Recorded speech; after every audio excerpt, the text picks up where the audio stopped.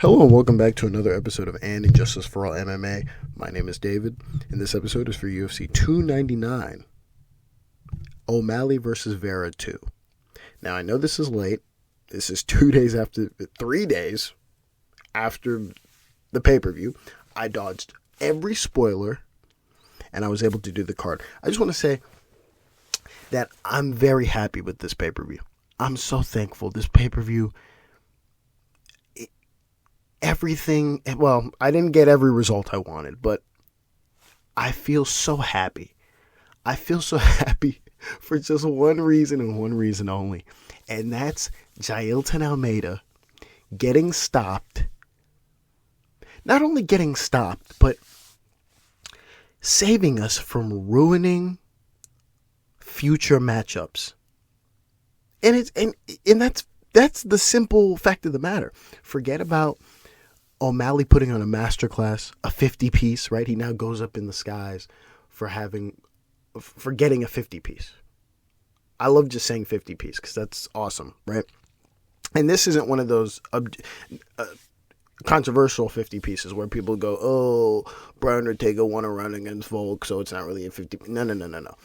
This is a 50 piece. It's beautiful. It's amazing. And forget about Peter Yan's comeback. Forget about just the amazing amount of fights we saw. Jailton Almeida is no more. We knew he would. I thought he was going to get exposed. I knew this from Jump Street. I said it. I said he can't strike. He can't strike. Can't strike me. He can't strike at all.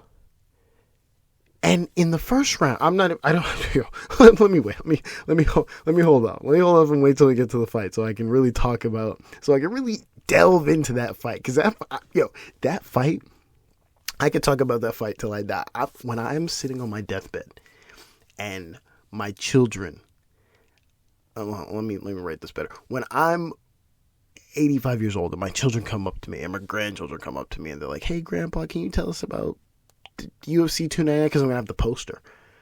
And I'm going to say, guys, you see that kid on the poster with the purple hair? Forget about him. Look at Curtis Blaydes, the man who saved us, who saved the Union, who saved the country. That man is a patriot.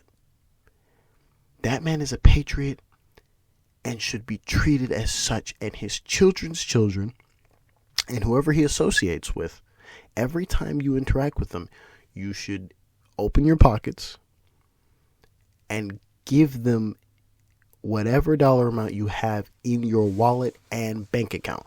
Because what this man did for this country, what he did for MMA oh my God, I can't even, I'm about to fucking cry. What this guy did for MMA, put us into the future. If he didn't do what he did that night, we would have been set back by 1,000 years. Okay? Because I was playing it out in my head. I was like, okay, if he beats Blaydes, right? We'll get to the fight, but just after the first round, after the first round, my head was, nothing made sense. Nothing made sense. But thankfully, Curtis Blaydes had that look on his face of like, don't worry, we'll get through this. My head was thinking 40 different things. And the first thing I was thinking was, if he beats Blaydes, it's Jailton versus Pavlovich, right? Because that's, just thinking about it, that's what's next. And then I thought, okay, he'll just get knocked out by Pavlovich. No, how about he just wrestle-fucked Pavlovich, right? Because we can see that happening. I can see it happening. Did you see how easy he took down Blaydes? Oh my God. I was stunned. But forget about that for a second. If he beats Pavlovich, then, he's next in. We could have been set back 1,000 years in MMA. But Curtis Blaydes saved us. All right, let's get to the fights. So, let's get to the first fight, and that's Wood versus Munhoz. Okay, this fight, I had it 29-28. By the way, no one got robbed. Weird scorecards here and there, but no one got robbed. 29-28 to Wood. Split decision. Okay. Last 2 rounds to Wood. And the first round to Morose. The first round, Morose had a takedown with some ground and pound for about 4+ minutes. Wood was slightly active on the bottom, but it didn't really matter. Second round, Wood outstruck Morose. Pretty simple. And then the third round, Wood outstruck Morose. That one's very clear, actually. In the second round, it's kind of close, if I'm just going to be really honest with you. It's a little close in the sense that Morose and Wood are both landing at the same time. They're both striking at the same time. Their hands are going across each other. You can't see the strikes as clean as you want to, but beyond those moments of them striking at the same time, Wood is outstriking her when they're not, from a distance. Wood is outstriking Morose, and then when they come in close, they're both striking each other. So that's where you get the Wood scorecard in round 2. And then, like I said, Wood outstrikes Morose in round 3. You go to the judges' scorecards, on the other hand, and here's where you get the weird wonkiness. So Chris Lee, his scorecard reflects mine, 29-28 for Wood. Alicia Rodriguez, he or she, I think Alicia, so his scorecard reflects mine. And then Jason Grenier, okay, has a 29-28 for Morose. Gives the first round to Morose. Okay, cool. Gives the second round to Morose. I'm not going to argue with that. Again, it's kind of close. They're both hitting each other at the same time. Personally, I think Wood won that second round. She did enough outside of those close exchanges to win that second round. But I'm not going to whine. I didn't put a close marker, but I'm not going to whine. So, there you have it. All right. You go to the next honorable mention of the night. And that's Pereira versus Oleksiejczuk. Oh, no, it's not. Excuse me, my bad. Cutelaba versus Lins. Okay, I had this 30-27 for Lins. Close marker in the first round. In that very first round, Lins outstruck Cutelaba, but he got dropped. Now, here's the thing. He was outstriking Cutelaba pretty clear. He gets dropped. He gets back up pretty quickly, and it's in the middle of the round. It's not like at the end. It's not at the start. It's in the middle of the round, but Lins continues to outstrike Cutelaba. By the end of this round, he outstrikes him pretty clear. It's close in the sense that there's a couple fights on this card there's a couple rounds on this card where the optics of the round really change how you score this fight. So the drop coming in this middle, you can really argue that, okay, yeah, Cutelaba won the round because he dropped him, but other than that, Lins was outstriking Cutelaba pretty clear, which is why I gave him that first round. But it's close, so you can argue the first round for Cutelaba if you wanted to. In the second round, Lins outstruck Cutelaba and he had a takedown. One thing I've noticed about Lins, before I get to the third round, one thing I've noticed about Lins is he's a very, I don't want to say awkward, that's not the right term. I want to say bad fighter. He's a really bad fighter. There's moments where he's just, forget about his striking, because I don't think his striking is that good. It's his grappling that is really bad. I mean, the amount of takedowns he couldn't get were insane. This, and I think his other fight too. This is like 2 straight fights where, yes, he's won them, but he looked bad. Not like Jailton Almeida bad, where I'll complain till tomorrow, but he just looks so bad to where I was like, God, I don't want to watch him fight. It's really weird and wonky, and he doesn't look good.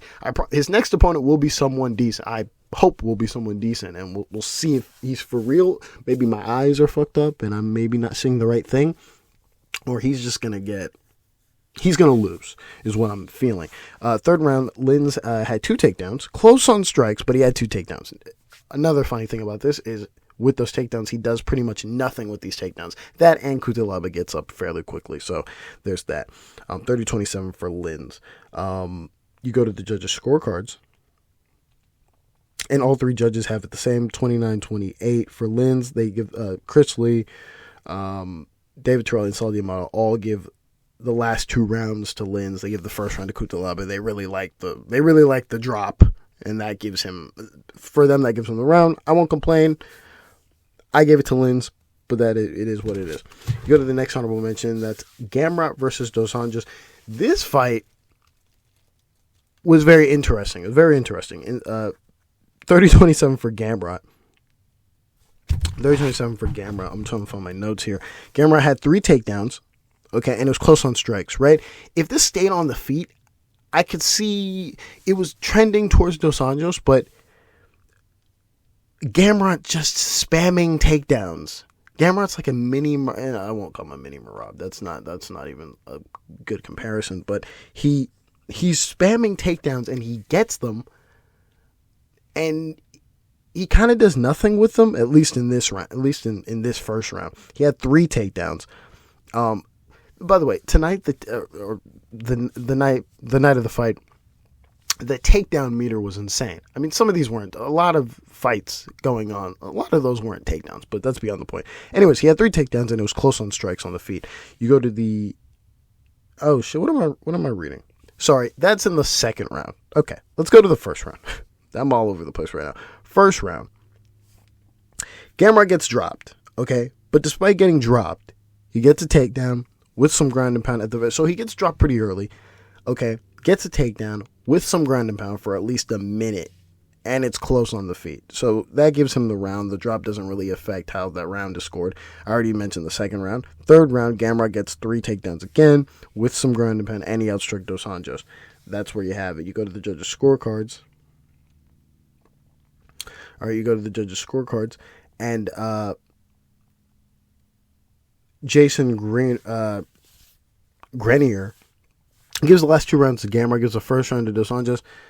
Again, I won't give an honorable mention here, but I'm not liking this because we've seen many scorecards where a person will get dropped and essentially will lose the rest of and will essentially win the rest of the round, or will win the majority of the round and will be scored in the favor of the person who got dropped. Even under the nonsense of everyone whining about the damage. They've said that so many... And here's the problem. That's not... The criteria is effective striking, not damage. That damage is subjective. That word is subjective. That word can come out... Ground and pound is damage. How do you weigh that versus the... You see where I'm going with. The point that I'm making is... In the past, under the same exact criteria, and by the past I mean a year ago, 2 years ago, pandemic up till now, these are still, it's still inconsistent in how they want to feel about this. Gamrot wins this round, objectively speaking, but I can't say honorable mention. I can't shit on them because that's the mind of everyone now is damage. They've said that so many times that it's like a phantom word being thrusted into the criteria when that's not really what was kind of written in there. Anyways, first round is given to Dos Anjos. Eric Colon, he has a 30-27. That's the correct scorecard for Gamrot. And then Chris Lee, his scorecard reflects Jason Grenier. So you have it on that. It's, I wish it was a little more consistent in how they want to look at that. You go to the next honorable mention, and it's Cerminara versus Barber. Cerminara, formerly known as Chikagian. I want to say Chikagian, but I'll say Cerminara. I had this 29-28 for Barber. Close marker in the second round. Okay, close marker in the second round. You can argue a 30-27 for Barber, but I had it 29-28 for Barber. In that very first round, Barber just outstruck Cerminara. In the second round, Barber had 2 takedowns, one at the top and one at the end, which is what kind of makes it close. Again, a lot of these fights tonight, I'm gonna say tonight, even though it was Sunday, a lot of these fights tonight were so, the optics ruined the scorecard. It's a weird thing because what's crazy about the second round is that, objectively speaking, and I don't want to put the close marker on it, but I have to be kind of objective here. Barber gets a takedown in the first. Okay, Barber gets a takedown in the first in the early part of the second round, and then gets it at the very end of the second round. Granted, she does nothing. There's a one shot she lands, but she does nothing with the takedown, right? It's just phantom takedown, not phantom takedown. What's the word? It's just filler takedowns, really. And so does nothing with these two takedowns. Cerminara outstrikes her on the feet, and they're both active in the clinch, but she outstrikes her on the feet pretty well, enough to win this round. I'm very surprised.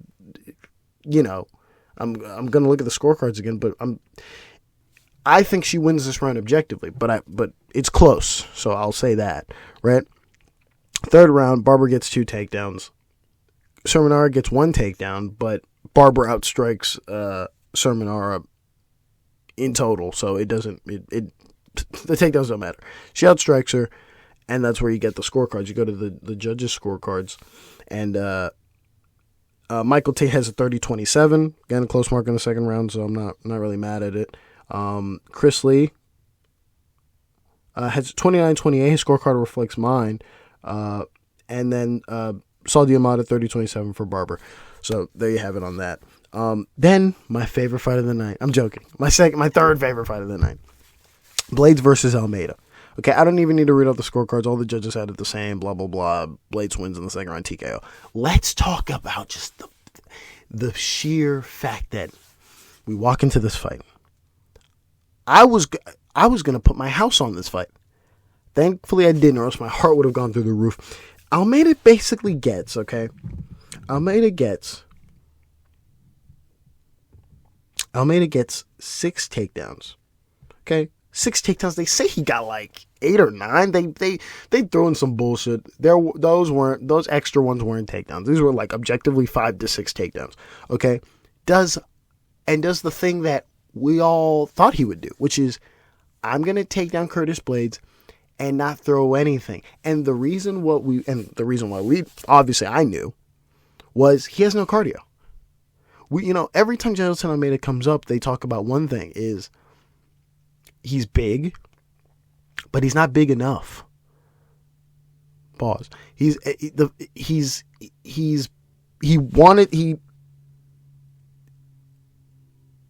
not big enough for. I want to say that. I want to wrap this correctly. He should be fighting at 205, but because he's too big for 205, he has to. Or it's a lot easier for him to fight a heavyweight. But fuck the weight for a second. He has no cardio. And I've seen this in multiple fights, even the fights he's finished people in, where it goes the second round. The reason why he's won those fights, those initial fights in the UFC, is his opponents gave up because they couldn't get up from bottom. But when he was on top, he did little to nothing on top, and then just got a submission based off of his opponent quitting. Derek Lewis decided, you know what, I'm just not going to quit. And so we saw Jailton Almeida exposed. Not exposed via Derek Lewis, but exposed via the fact that this guy doesn't want to fucking fight. He doesn't want to throw a strike. He doesn't want to land a strike to save his life. So eventually in the Derek Lewis fight, I've said this 40 billion times, he gets him out. He lands some strikes to appease the audience / the people at home who are probably like, this is dead. And then, or because his coaches were screaming at him or whatever. But beyond that, even in this fight, the only ground and pound, if you can even call it that, the very few, I think he landed, 4 to 5 strikes, come from the last initial takedown he gets, and he just lands them kinda, and then stops and just holds down Curtis Blaydes. Insane. The whole time I'm looking at Blaydes and I'm like, what the fuck is going on? But something caught me in the fact that, when most people get taken down like that, or if they do get taken down like that, their facial expressions will kind of give you the tell of like, oh my God, I'm fucked. Like, it's not happening. It's over. Right? Like, he's got my number sort of situation. Few fights recently where the cameras in the corners of a couple fighters and even tonight, I think 2 examples tonight. The camera's in Vera's face, and he's talking to Pereira, and he's like, I don't know what to do. That's not exactly what he said, but he gives some words that kind of give Pereira the impression of like, what the fuck? I'm lost out here, or I don't know what to do, or whatever, right? Something to that sense. Same thing with Holland, right? Camera goes up to Holland's face. He's just like, yo, he's faster than we thought we were. Already. Now, I know, I don't want to go into someone saying that is a tale that they've given up, because obviously if you watch the rest of the fight after the first round, Holland, I guess we'll get to it later, but Holland goes in and continues to fight as though he didn't even say those words. So you can say whatever you want and perform a different way.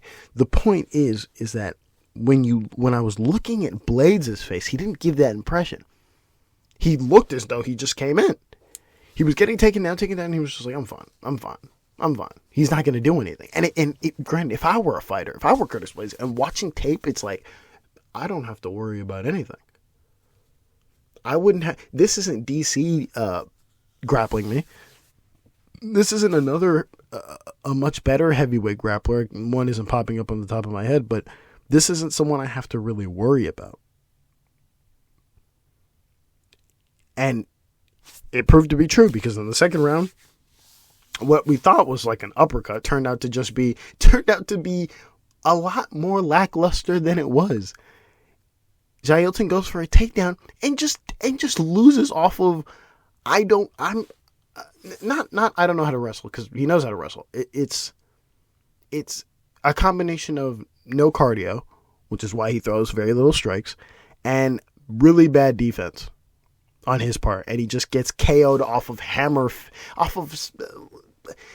the side hammer fist / elbows to the head. Like, that happens rarely. That's not supposed to happen. That's never supposed to happen. And it happened to Jailton Almeida because he's fucking trash. Because he sucks. It's disgusting. It's beautiful. I'm thankful. And if I see Curtis Blaydes, I'm giving him $20. So yeah, there's that. What's the next thing? Wow, that really took a lot. Okay. Now we go to the next one. This one's a little more controversial in my head. So, Burns versus Della Maddalena. Della Maddalena wins in the third round. TK, beautiful. It just, I'm so flustered right now. I forgot how he even did it. What was it? It was a knee. It was a knee when Burns was going for a takedown. Amazing, wonderful. But what's really more important here is the cards. This is Della Maddalena's second fight now, where the scorecards are not in his favor because of his fighting style. Everyone's going to take him down. And this is my problem with the whole striker versus grappler baloney, is the optics of grapplers fighting strikers, especially strikers who will beat the fuck out of these grapplers. Case in point, this fight and the last fight Della Maddalena had, where basically the strikes should take priority over these takedowns that have nothing chained to them. I repeat, nothing chained to them. Now, obviously, if you have an outlier fight like, I forgot what it was. I think it was Barberina versus Witt. I forgot the fucking fight. It was Barberina versus Witt, where there was that round where I think Witt was getting outstruck, and Barberina was getting, Witt was getting outstruck. Barberina took him down. I can't remember. The point I'm making is this. Let's go to the fight. We go to the first round. I put a close marker on the first and the second round. You can really argue 2-0 for Burns, 2-0 for Maddalena. Let me go through it. So in the first round, Della Maddalena is outstriking Burns on the feet. Pretty simple. Burns gets 2 takedowns though. They're placed. Della Maddalena isn't outstriking him by a lot, to where these 2 takedowns are kind of significant. Boom, round for Burns, right? If you want to put it that way. I gave the first round to Maddalena.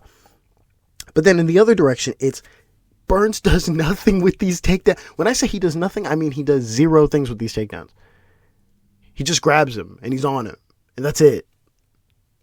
And that's all.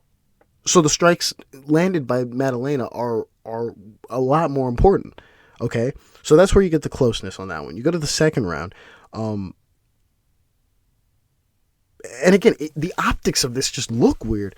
and the commentary talking isn't helping you. Obviously, they don't influence the judges, but I'm just saying, like, just watching it on television, you get the optic of, oh my God, Maddalena got taken out again. Oh my God, Maddalena got that narrative is annoying. If you're a Maddalena fan and you're just watching and you're like, or you're an objective person and you're just like, okay, Maddalena's winning, but it looks weird.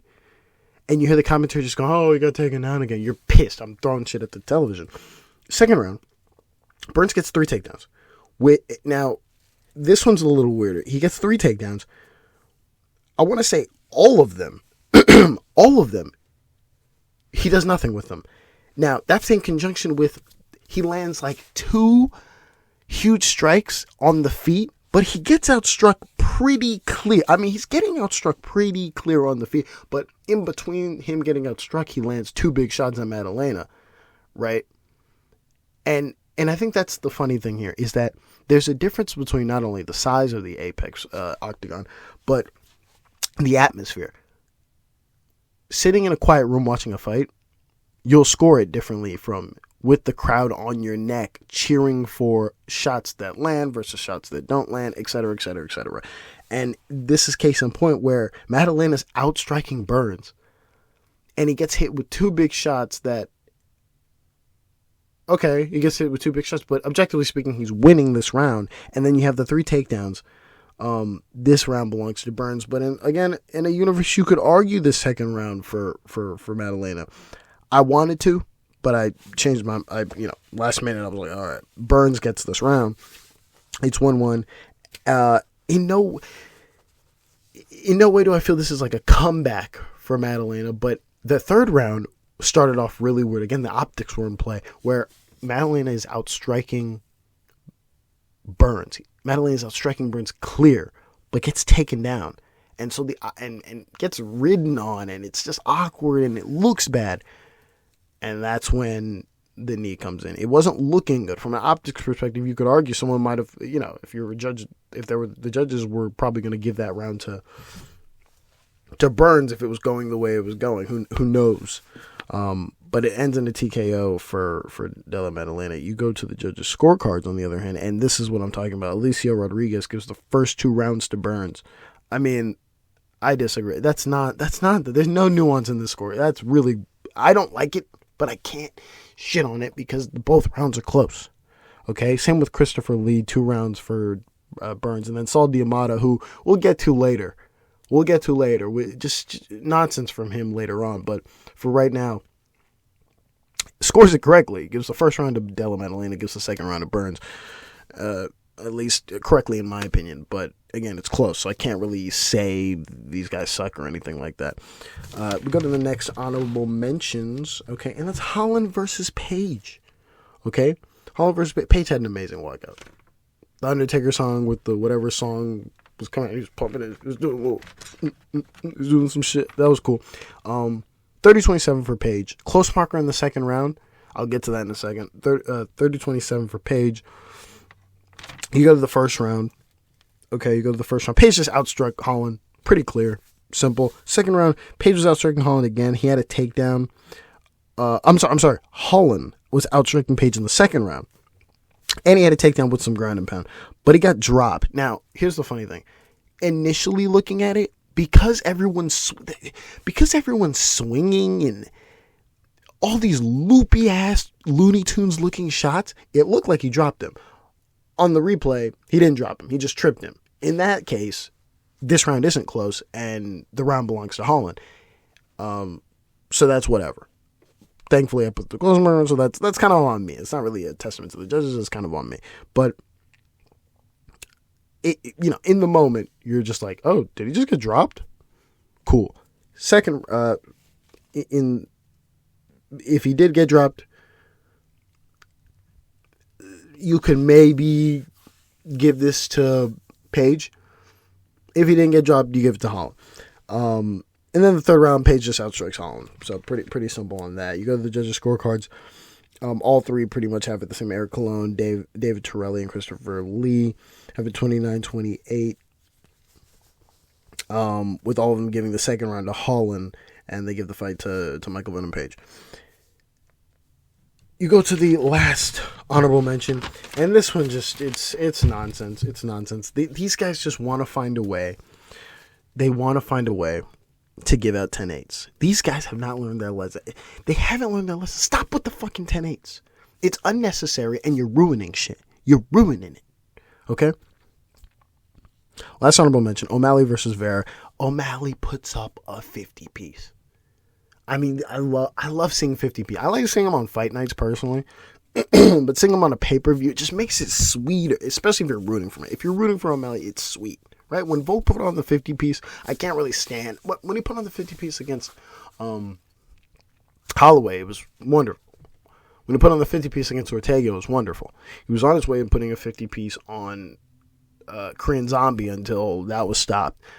So just stuff like that. You go to this one. You go to let's start with the first round. So in the first round, O'Malley outstrikes Vera by about 16 strikes. In the second round, he outstrikes and he drops Vera. He drops him. He went to one knee, but technically that counts as a drop. But he dropped him there. It's not a crazy drop, but he just dropped him there. Third round, he outstrikes Vera. Fourth round, he outstrikes Vera. Fifth round, he outstrikes Vera.